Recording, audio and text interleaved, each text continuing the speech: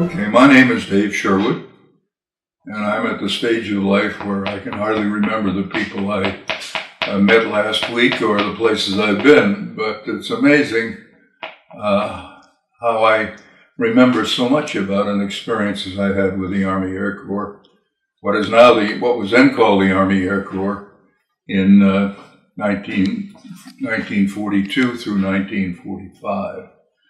And I was lucky enough to enter as an aviation cadet after my sophomore year in college, and went into training for flight training, went into pre-flight and primary training, and finally in basic they said that we think the world would be a better place if you decided on something else other than pilot training. How about navigation and bombardier?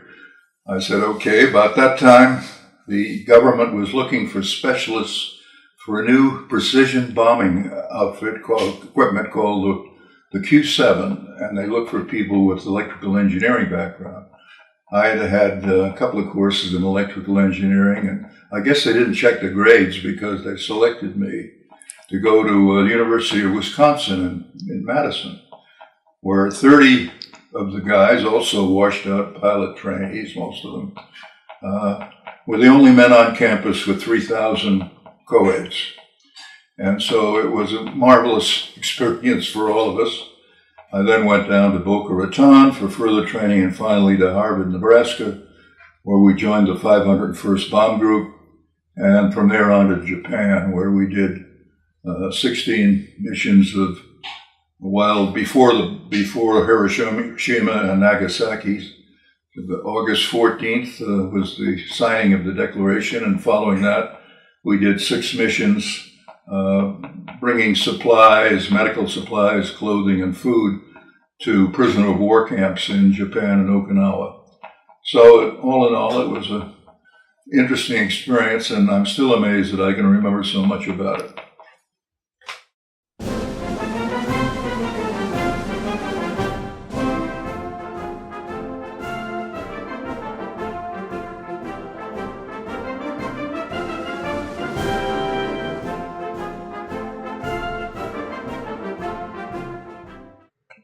I'm Dick McCormick, and I'm representing the Marine Corps in the November birthday veteran celebration.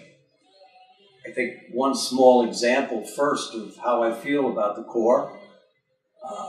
I never did forgive my mother for having me on November 23rd rather than rushing it a little bit so that I could have had my birthday on November 10th. I was commissioned in the Marine Corps in 1959 when I graduated from college. I served 3 years active duty as a platoon commander in a tank company and an armored amphibian company.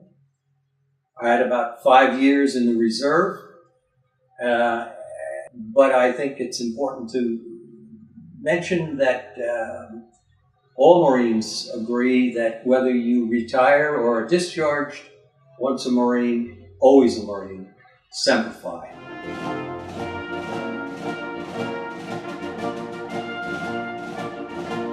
I'm Ray Stanhope. I spent 1950 to 1959 in the Army Reserve.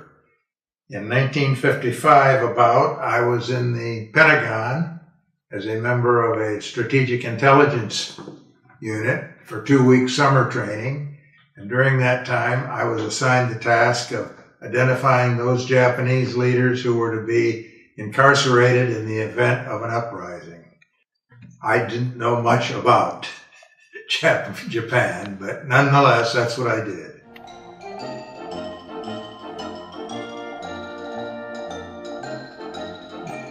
Peter F. Albee, and so enlisted in the Navy to be an aviation pilot.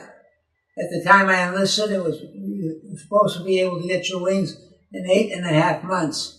And it turned out that was much longer because there were fewer deaths than expected. So we were packed up. And at the end of the thing, the war was coming to an end. I was still in school, and they let me out. And I became stayed in the reserve and got a full lieutenant in the reserve.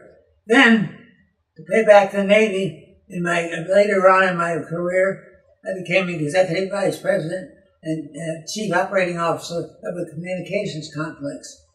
And we gave a great deal of promotion to the Navy. And as a result, when the Blue Angels came to town, they gave me an award of being an honorary Blue Angel and a ride with a Blue Angel.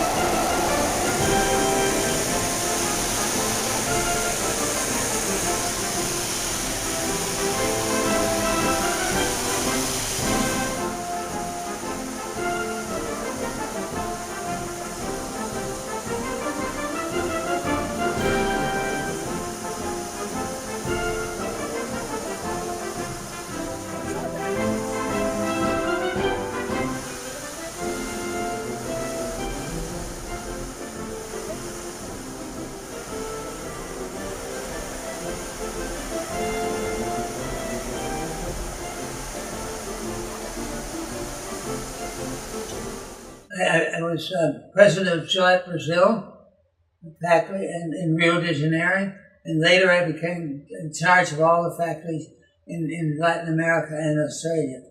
That is Mexico City, Cali, Colombia, Rio de Janeiro, Argentina, Buenos Aires, Argentina, and Melbourne, Australia. And we used to say, doesn't everybody work to Australia out of their Latin American division? So the military career speaks for itself.